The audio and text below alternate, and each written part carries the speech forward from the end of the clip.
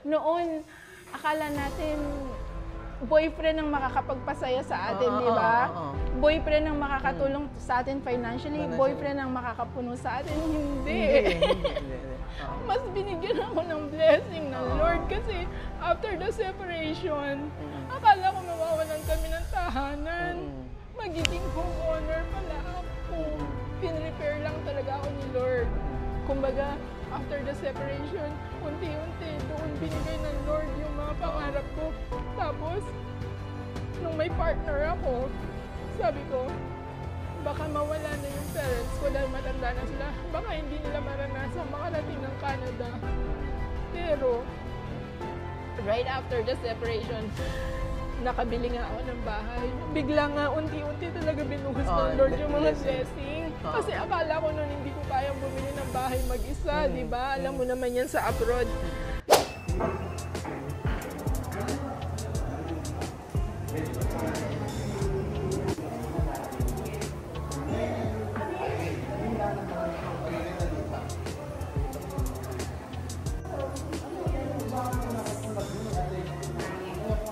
Talaga ng bahay na to, sa totoo lang. Tsaka open space siya talaga.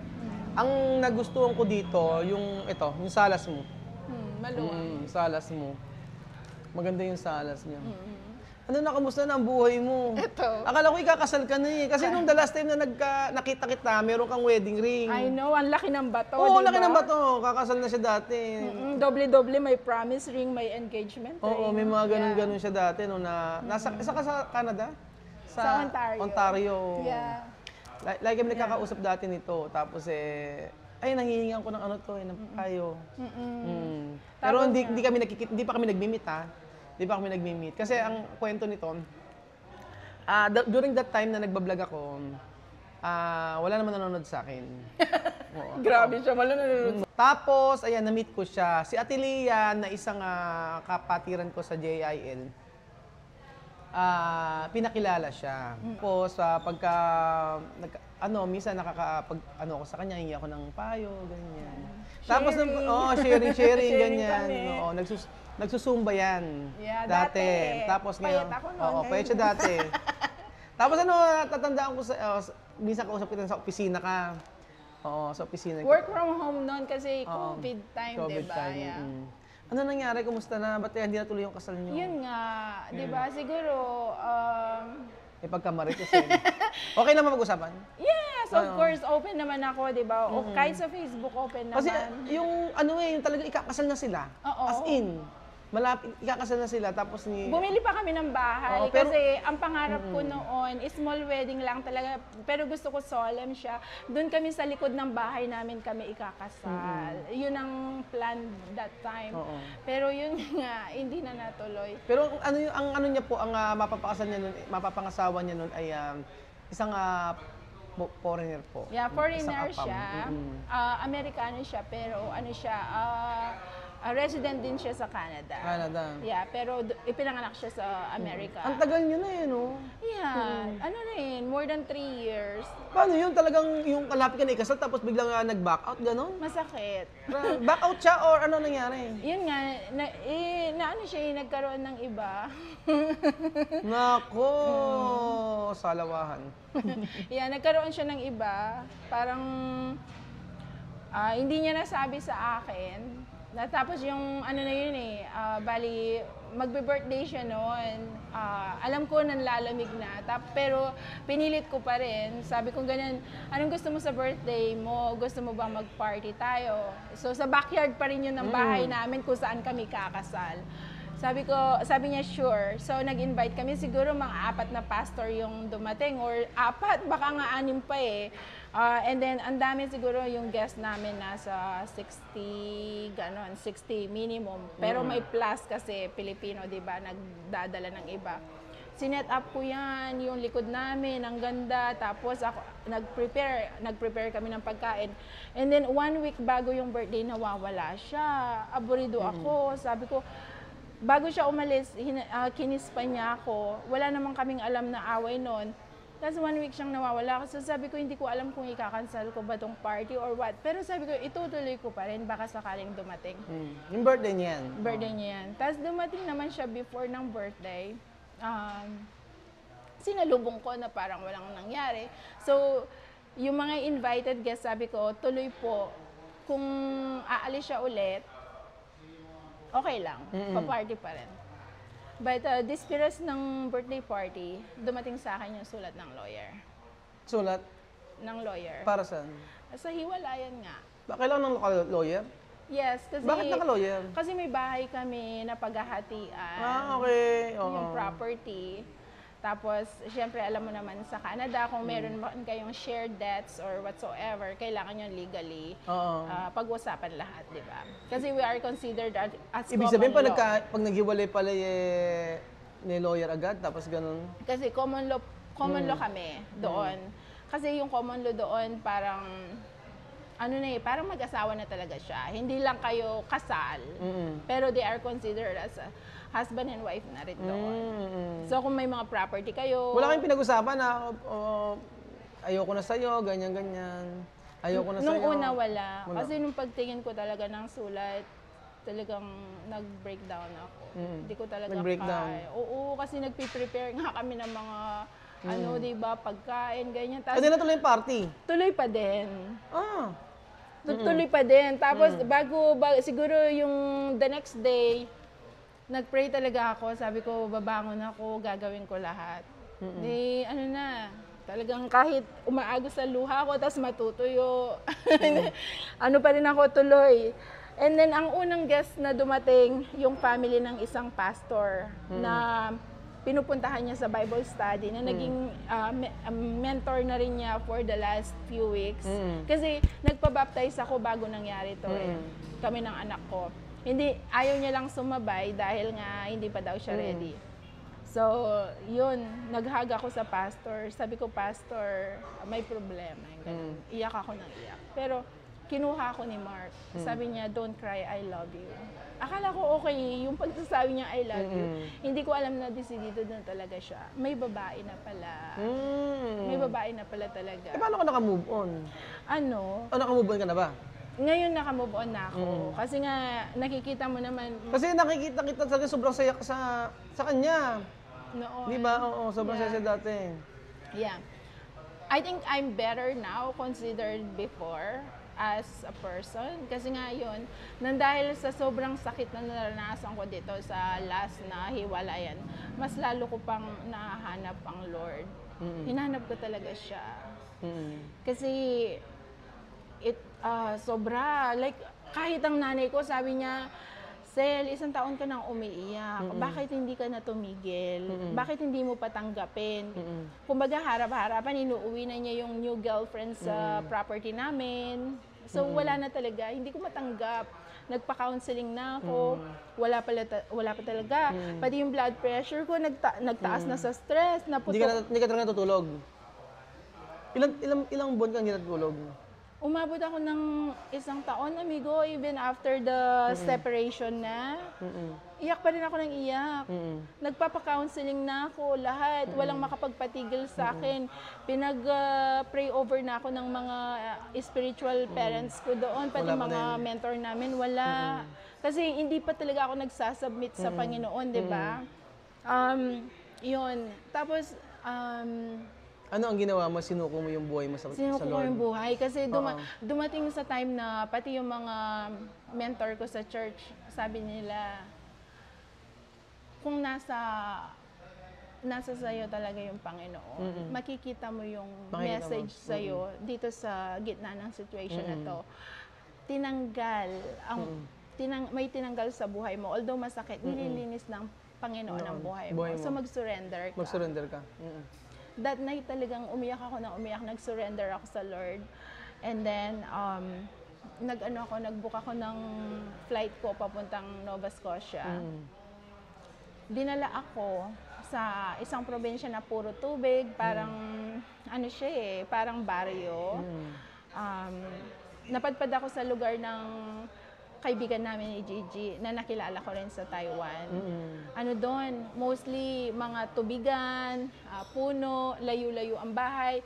Tapos back to basic, yung i-bake mo yung sarili mong tinapay, yung kape mo, yung ganyan yung ginagawa lang ba? Mm. Hindi ka pupunta sa Tim Hortons. Mm. So, nag-spend ako ng 10 days doon. Mm. Sabi ko, water, water, water. De, nagba-Bible study din ako online, kahit nandun ako.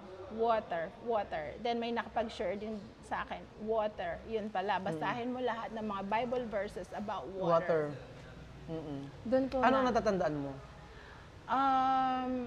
Water cleanse the soul, 'di ba? Yung ganon. Yung mga ang dami ko kasing binasa talagang Bible verses. Sabi ko yun. Ano yung tumatak sa'yo?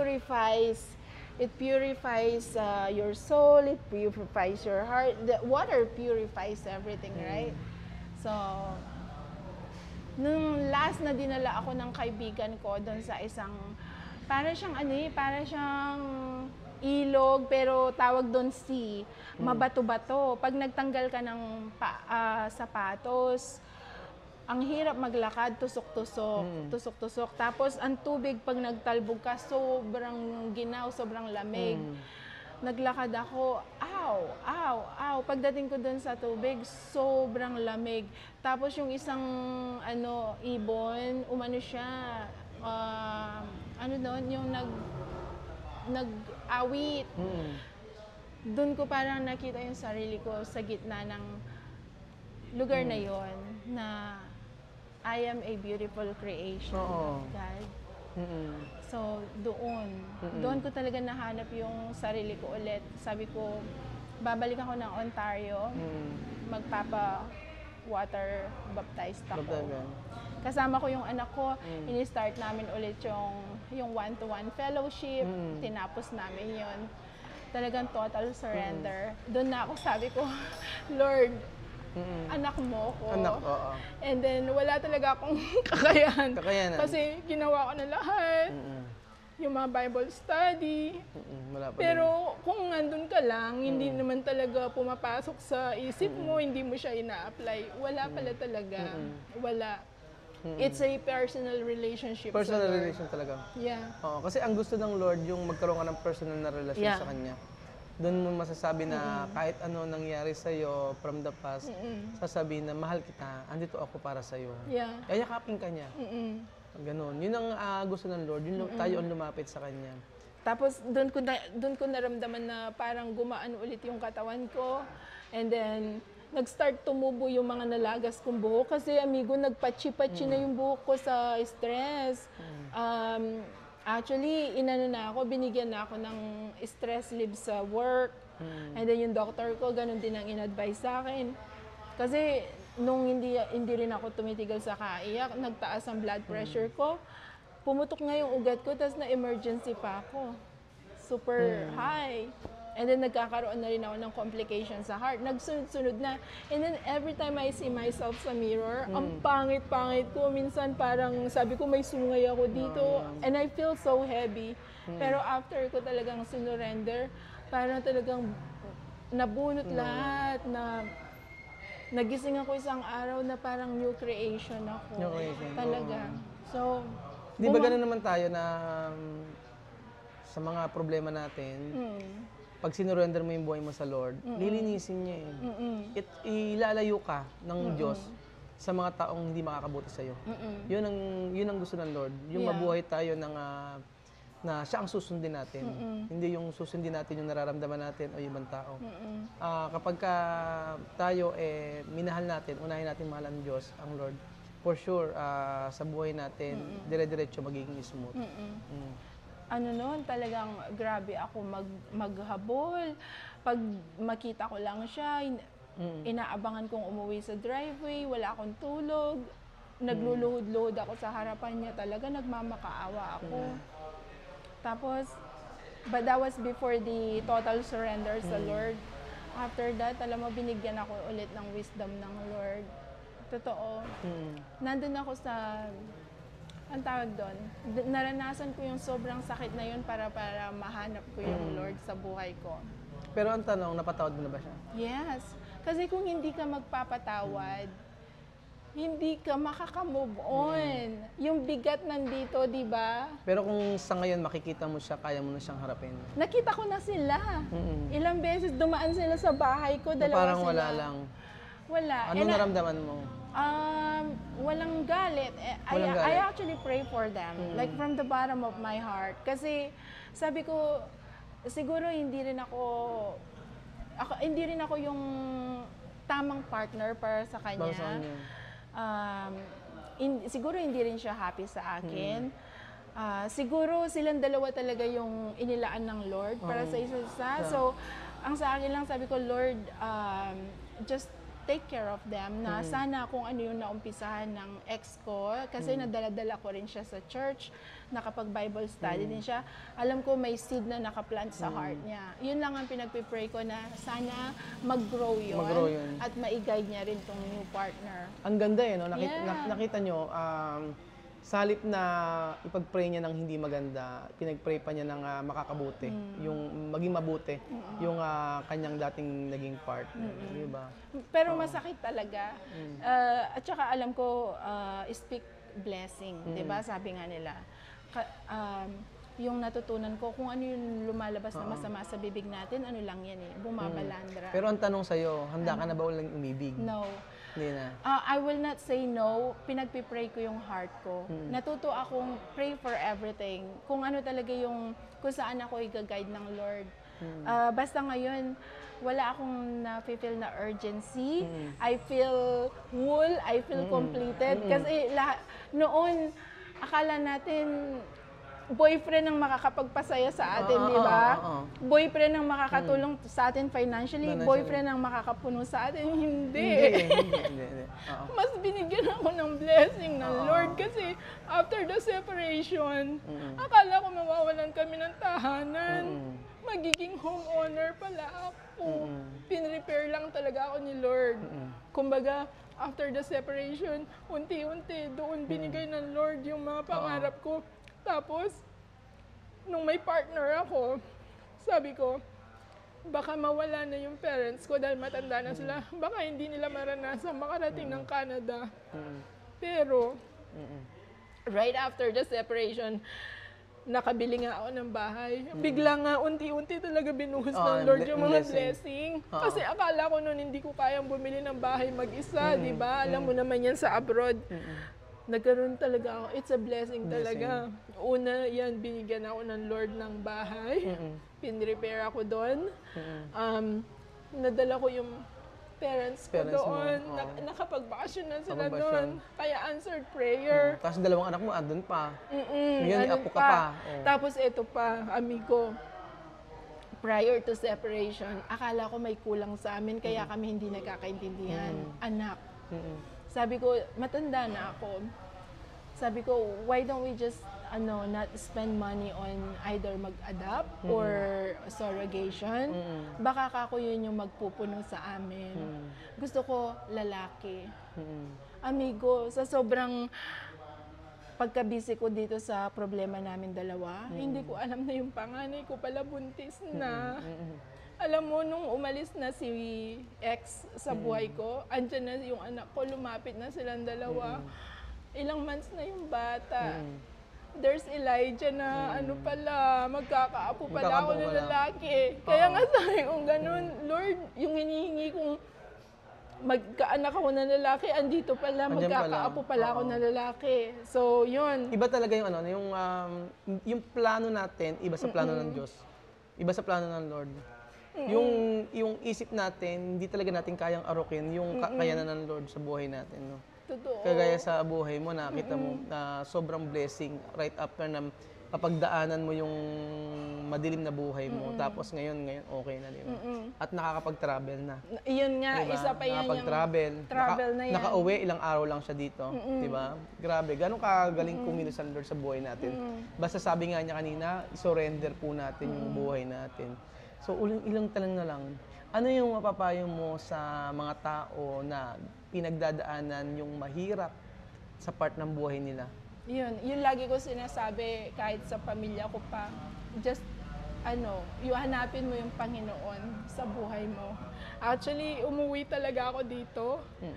Dati pag uuwi ako, una kong hinahanap yung mga alahas. Di ba yung mga pasalubong mo na mamahalin? But this time, amigo, alam mo yung pinak ko sa sa luggage ko, alam mo yung mga unang pinak ko, sabi ko, alam ko ang kailangan ng pamilya ko at kung ano yung wala sa pamilya ko. Nagpack ako ng mga Bible, ng mga books na mababasa nila, di ba? Sabi ko, Panginoon ang iuuwi ko this time. Kasi nga, uuwi nga ako eh. I mean, hindi naman talaga to bakasyon kasi nga nawala yung pamangkin ko, di ba? No. Sabi ko, Panginoon ang kailangan ng pamilya ko. So, yun. And isa din, yung pag may struggle, sabi ko nga, hanapin lang yung Lord kasi walang hihigit na. Walang hihigit. Pero dapat talaga may faith ka. Number one yun, di ba? And you should believe and accept the Lord as your Personal Savior. Yeah, Lord and Savior talaga. At saka yung, ano talaga, yung total surrender. Total surrender. Total surrender na iiwanan mo lahat ng kasalanan, iiwanan mo lahat ng problema, at mamumuhay ka na siya ang susundin mo. Yun yung total surrender. At saka naniniwala ako, pagka magkakaroon tayo ng problema, hindi yan ibibigay ng Lord kung hindi yan natin kakayanin. And now, sa akin, pagka may nararanasan akong problema, ano na lang eh, Lord, ano bang gusto mong matutunan ko dito? Ano matutunan? Diba? Ano ba yung matututunan ko dito? Ano ba yung gusto mong ipaintindi sa akin? Ipaintindi. Diba? Sa iba, medyo weird pakinggan. Pero once na nasa part ka na napakadilim at maraming problema, marirealize mo na hindi family makakatulong eh. Hindi yung kaibigan mo eh. Hindi yung pera mo eh. Hindi yun eh. Yung talagang totoong relasyon sa Panginoon. Kaya sa lahat po ng mahihirapan sa buhay, maaaring may problema, may sakit, surrender niyo yung life niyo sa Lord. And for sure, gagaan yung pakiramdam mo at ibubuhos ng Lord yung blessing na ni minsan ay hindi niyo naisip na ibibigay ng Panginoon. Maraming salamat, amiga. Thank you. Thank you. Maraming salamat sa paunlak na pagbisita dito at saka sa pag-interview. At least na-inspire ang mga tao, na-inspire, na-encourage na mabuhay po tayo ng may takot sa Panginoong Yesus. Salamat po mga kababayan ko at maraming salamat, amiga. Makikita ulit tayo. Oh, I will pray for that. Thank you po.